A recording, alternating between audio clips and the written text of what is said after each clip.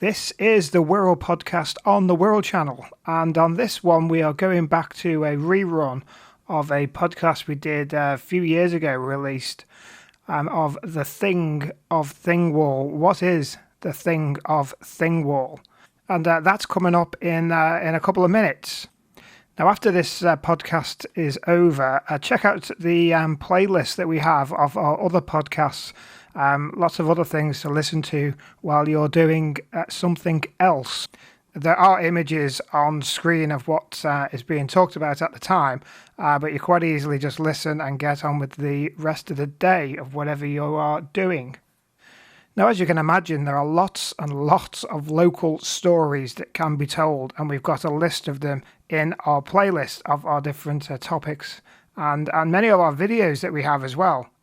Check out any of those as well.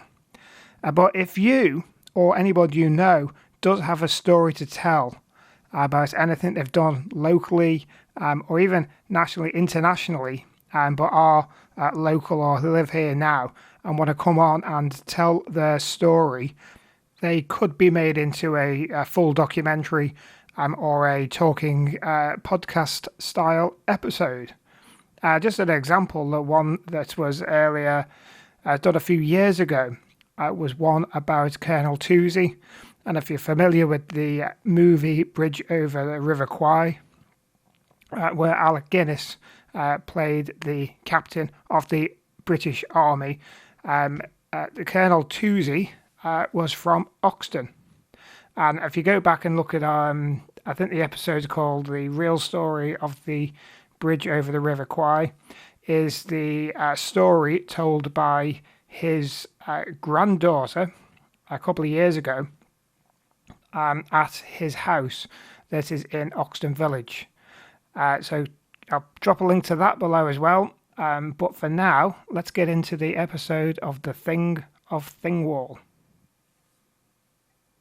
They live in a place called Thingwall, and they wrote to us saying that they think that the thing of their Thingwall refers to a Viking parliament. But where and when was that thing?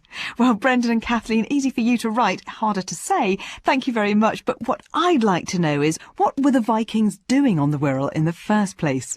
Professor Stephen Harding is a biologist at the University of Nottingham, and he's just completed a DNA survey which has thrown up some remarkable information about the ancestry of old families on the Wirral and northwest England.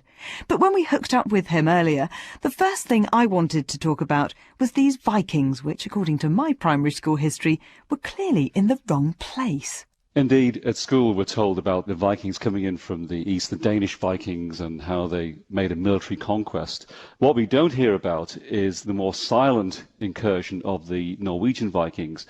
They came in from the north, they settled in the Shetlands, the Orkneys, and they came down through the Hebrides and down the Irish Sea, settling in Isle of Man and then in Dublin. And then in 902 AD, the chronicles, not the Anglo-Saxon chronicles, the Irish chronicles, tell us of how they were expelled from there after a huge battle.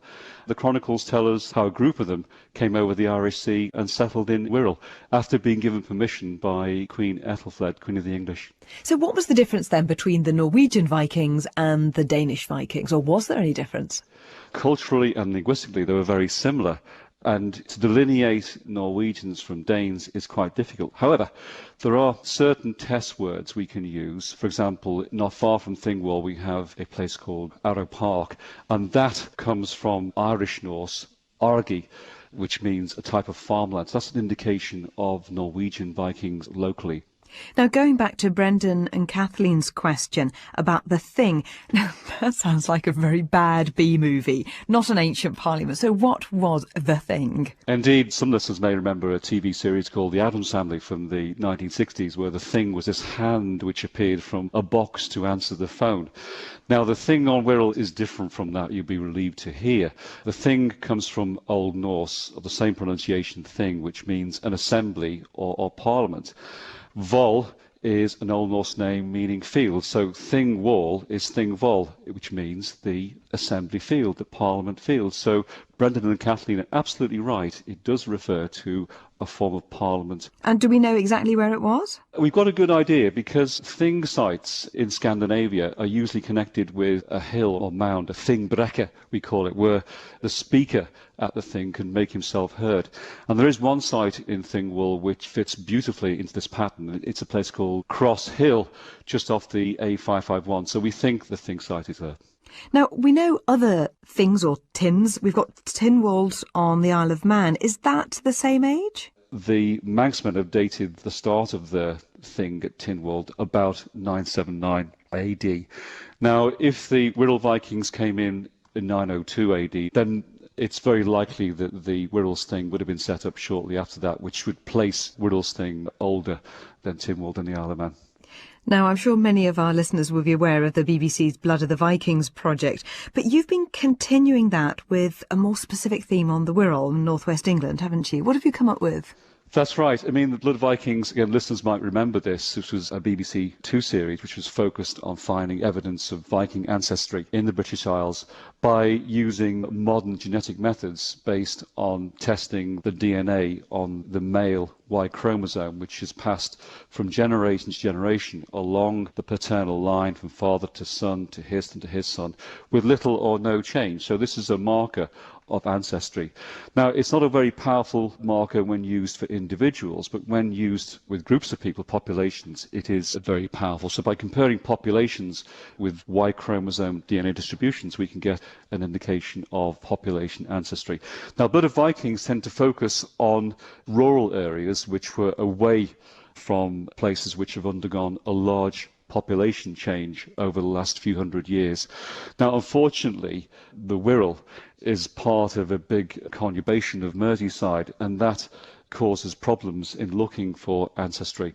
But what we've done, and this is working with colleagues at University of Leicester and University College London, together with local groups like the West Lancashire Heritage Association and Wirral Council, we've been able to use the fact that it's not just the Y chromosome which is passed along the male line with little change, but also male surnames.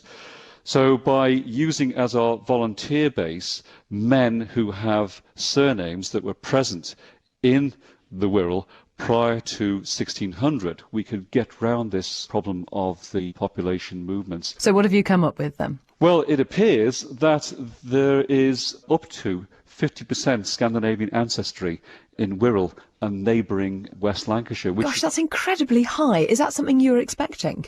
Well, we didn't expect as high as that, but bear in mind these figures are subject to error, so it could be between 30 and 50. It's that sort of error, but it's comparable with modern Orkney. And if you think about it, with all the place name evidence in the area, the historical evidence, the fact we have a thing, which means that the settlements must have been substantial, it seems to make sense. That's Professor Stephen Harding at the University of Nottingham. And there's a link to that particular project and the wider story of Vikings on the Wirral on our webpage. Go to bbc.co.uk/radio4/makinghistory.